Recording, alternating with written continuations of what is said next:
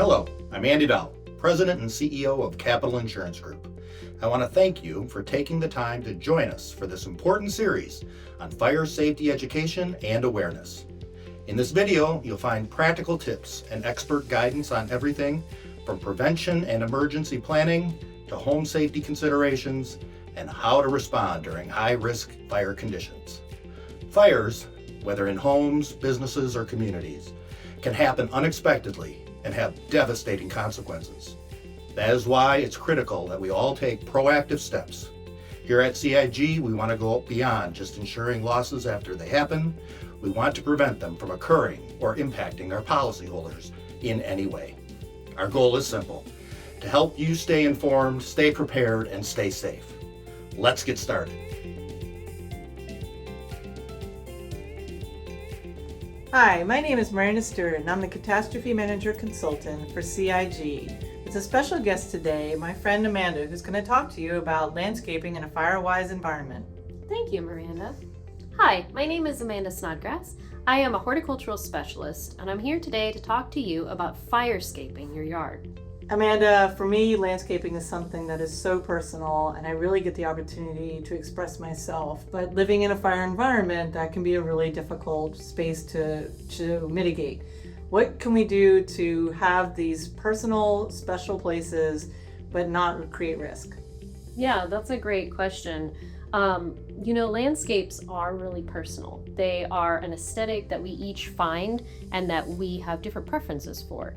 And I think a lot of times what we forget is that they can also be functional. In nature, our environments are shaped by natural processes. Fire is considered a natural process.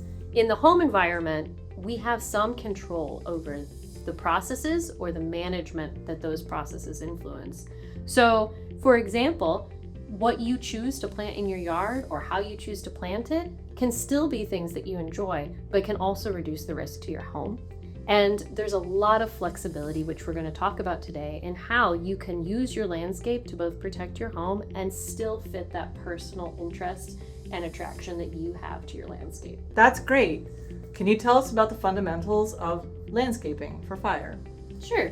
The key to firescaping is to focus on three main elements: choosing the right plants, spacing those plants correctly, and making sure that we use supportive features around our landscape that maintain our goal of firescaping. Amanda, I'm kind of new at all of this. How do I know what the right plants are? That's a really great question. So it's not that easy to answer, but many plants have evolved in a fire landscape, and they've evolved different strategies for how they deal with fire. We put them into four main categories. The first category are resistance plants. These are plants that have adapted strategies so that they burn low, they don't burn at all, or they don't have influences from fire. Things like thick bark, moisture content in the leaves, they don't burn well. Then we have plants that we call endurers. Those plants are plants that may burn in a fire, but then they re-sprout readily so that they don't actually die. The third type are seeders, and seeding plants produce a lot of seeds that require often fire to germinate. So when a fire comes through and kills the host plant, all of the seeds grow and then you have more. Sometimes these plants can be invasive. And the fourth type are avoiders. Avoiders are typically plants that were not exposed to fire in their adaptations. They burn quickly and they don't recover after fire. Those four components matter when we start thinking about how to choose plant material. So with that overview, it's common to assume that just because a plant is fire adapted, that it's a good choice for your home landscape, but that's not actually true. Fire resiliency and flammability are two different things. So when we're thinking about picking out plants, resilient plants are often a good choice because they typically don't carry fire well in the home landscape.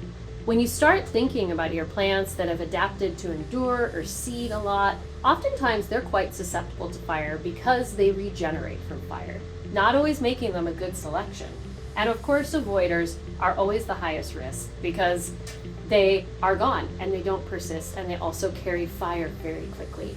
So it seems simple, but what's really important to remember is that just because a plant is fire adapted doesn't mean it's a good fit for your home landscape. But that some plants, because of their adaptations, make excellent choices for reducing the risk of fire carrying in your yard. The other thing that's really important is that we're going to go into a little bit more, but how you manage and maintain your landscape can actually affect how flammable even fire-resilient plants are. Amanda, when it comes to my landscaping, do I have to use native plants? That's a great question. Although native plants always have advantages, they're adapted to the local environment, meaning that they usually survive in the home landscape and reduce fire risks, and they're great for local pollinators and wildlife. But as we often know, native plants aren't always available at the nursery centers. If you want to go down and pick out a plant, you might not be able to find some of the better fire-resilient native plants. As the horticulture industry tries to catch up to the influence of fire-resilient landscapes as we see more fire as time goes on, one of the things that we hope to see is a transition to more native plants. But there is a value to be had in what's available in ornamental horticulture. Although commercially available plants can sometimes be introduced and therefore become invasive, there are also fire-resilient options in the ornamental horticulture industry that can be used in the landscape. They provide a great balance of flexibility for the homeowner because they're readily available, they offer maybe certain aesthetics that local plants can't, and they can still present fire resiliency in the landscape. Man, I know it's really important to keep vegetation away from my house in that 0 to 5 foot zone, but how can I go about planting the rest of my property and making it look beautiful? Yeah. So the minimum distance overall when we're thinking about the maintained landscape around a home is typically 100 feet. You hear commonly that the no-go zone, that 0 to 5 feet, is really where we want to avoid putting any vegetation. But how we space our plants, both horizontally and vertically, in the remaining 95 feet is also essential to success. We have a secondary zone, which typically stretches from about 5 to 30 feet. That area is where you can have more vegetation in your landscape, but you want to try and keep it a little bit more sparse. You're really going to focus on horizontal spacing. What horizontal spacing does is it allows the landscape to not readily carry the fire towards your home. So even if an individual shrub, bush, or plant catches on fire, it doesn't transfer the fire to the plant next to it. This also applies to vertical spacing. As we move into the third zone, from 30 feet to 100 feet, that's where we can really start to incorporate some taller trees into the landscape, but there are rules for how to space those vertically and horizontally. When we talk about ladder fuels, what we're really discussing is when we have plants planted close together, that fire can travel from one plant to another, and it can actually travel vertically and get into the canopy. And once fire is in the canopy, it's hot and it likes to fly. So we try to prevent ladder fuels. One of the first ways that we can do this is by limbing up our trees to be at least 6 feet above the ground. That prevents any spread from your low-growing grass or flowers to the canopy level of your trees. Sometimes we have shrubs planted under trees, which really isn't recommended, but when we have that scenario, shrubs tend to burn pretty well. So wherever the top of your shrub is, you want to limb any trees above that at least 3.5 times the height of the shrub, so that you don't have flames leaping up into the canopy of the tree above it. All right, so we've talked about the kind of plants that should go in there and the spacing that we want to have between those plants to protect our homes, but still enjoy what we're looking at. How do we take care of that landscape in terms of other supporting items? This is very important. A lot of times when we think about a landscape, we forget that there are elements like mulch in our landscape. Everywhere you go, you see mulch typically. And as we know, there are different types of mulch. When we want to reduce fire in our landscape, we want to choose mulches that are not going to burn hot or for long or throw embers. One of the main mulches to avoid, wood mulch. It's beautiful, it looks great, but it burns hot and it can really transfer to vegetation around it. Some people like the rubber mulch because it looks like wood mulch and they think, oh, it's not wood, it won't burn. This actually isn't true. Rubber mulch burns very readily. It burns hot and it also releases toxic chemicals. So we really want to avoid both wood and rubber mulches. This is where hardscaping comes into play. Using stonework in your landscape can not only be beautiful, but it can actually really reduce the risks around your home. That could be everything from using a rock or a stone instead of a wood mulch, to using pavers or concrete to create social spaces within your landscape. I feel like stone just kind of lacks some of the character, and I love the soft grass, and I have dogs, and that green lawn is sort of important to me. So how do I do that? Absolutely. You can still maintain grass in your landscape, keeping in mind those zones we talked about earlier. Always remember too that green grass might not burn readily, but grass doesn't always stay green. That really brings us to the concept of irrigation, right? A lot of people think if you water your plants that reduces your fire risk. That actually isn't necessarily true, and although irrigation is a useful tool in our toolbox, sometimes it can create hazards. One of the things that irrigation does is that it causes your plants to grow faster, and it causes your plants to create more material to burn. This increases the amount of work that you have to put into upkeeping your landscape. Another thing with irrigation is that a lot of times water restrictions come into play in certain communities. You may not be able to water your lawn due to local restrictions. This can cause your lawn to brown and dry and create a fire hazard. Additionally, if you're in a zone that's experiencing a fire event, oftentimes water or power may be cut off, and after several days in the heat, that green lawn is no longer the plush carpet protecting your home, and it can actually increase the danger.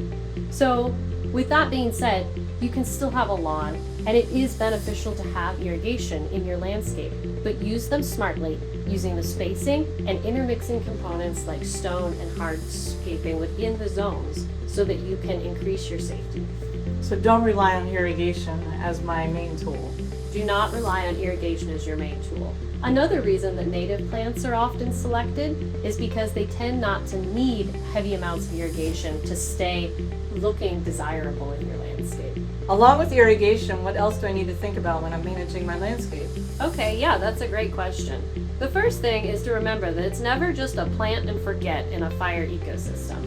What we want to do is keep a very clean landscape. So pick up your leaves, cut back dead brush, pick up dead limbs, and remove it from the property. Don't stockpile it somewhere.